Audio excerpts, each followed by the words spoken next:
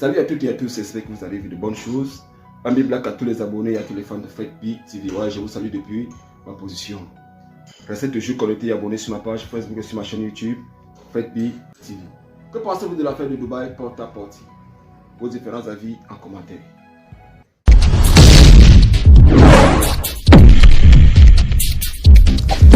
Plusieurs influenceuses sans emploi sur Instagram se rendent à Dubaï pour gagner leur vie. Payées des milliers de dollars, elles s'adonnent d'abord à des pratiques malsaines pour mener une vie de luxe. Manger le caca des hommes arabes ou coucher avec les chiens. Bonsoir et bienvenue à tous, chers éclaireurs. Aujourd'hui, dans cette nouvelle vidéo, nous allons vous raconter la nouvelle histoire de Dubaï porte à porte, racontée par une femme ghanéenne qui a affirmé avoir été influencée par son ami. Pour plus d'informations après le générique. Une jeune femme ghanéenne a parlé de sa terrible épreuve à Dubaï qui lui a laissé un goût amer dans la bouche. Elle affirme que de nombreuses femmes attirantes s'envolent pour Dubaï pour manger des excréments humains et se livrer à divers fétiches sexuels en échange d'argent. Dévastée, la femme fait le récit de son histoire après avoir effectué un voyage tout frais payé à Dubaï par une amie glamour. Elle a été soumise à la cruauté par ses hôtes. Elle prétend qu'on lui a proposé 180 000 dollars américains pour effectuer un travail sur l'hôte arabe pendant plus d'une heure sans s'arrêter. Elle a dit que malgré les coups agressifs qu'elle subissait, elle était terrifiée et obligée d'endurer. Elle a ensuite été chargée d'utiliser la bouche pour nettoyer le portail de son hôte arabe et de lui faire un fétichisme vocal. Son hôte et la dame qui l'avait attiré à Dubaï ne lui ont finalement donné que 5 700 dollars américains et l'ont mise à la porte. Lorsqu'elle a tenté de protester contre cet acte horrible, elle a été intimidée et insultée et même menacée. I need awesome durability. Because this could happen. Splash resistant. This could happen. Spill resistant.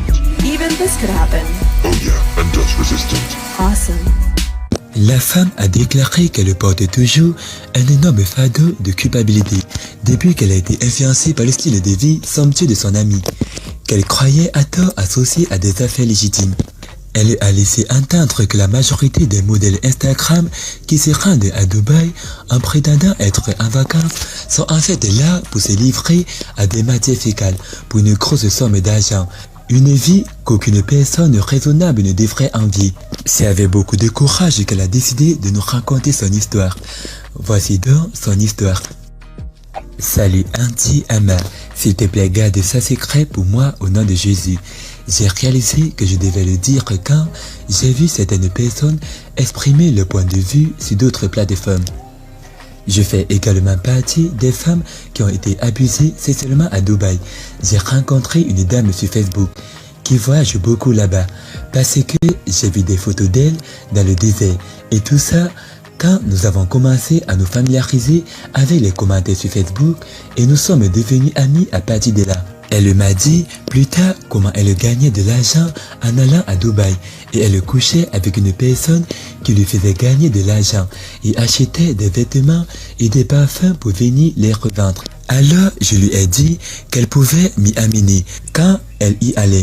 Je lui ai dit que je n'avais pas d'argent mais elle m'a dit qu'elle payerait pour moi et je lui rembourserais à notre retour. Nous sommes alors devenus si proches qu'elle me faisait confiance. Auntie Ama, le jour même où nous sommes arrivés là-bas, nous ne sommes pas allés à l'hôtel comme elle l'a dit.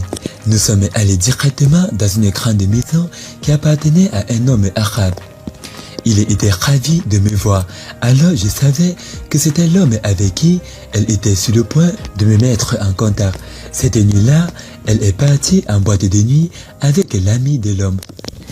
Il m'a attaché au lit de manière romantique et m'a demandé de sucer son pénis.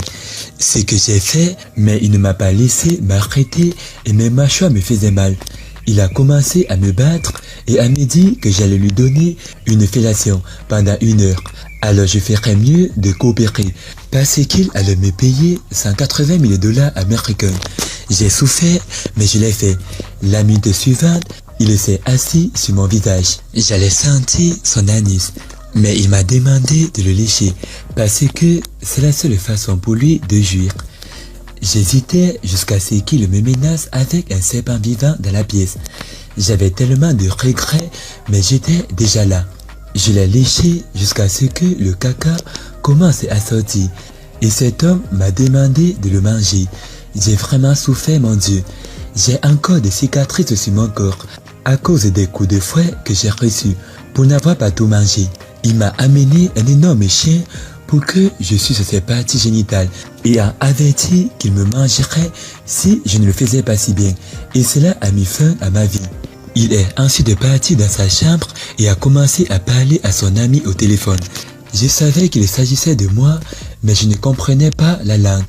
Anti-ama, je n'ai pas pu cligner des yeux cette nuit-là. Le lendemain, mon ami m'a insulté et m'a dit à quel point j'avais déconné.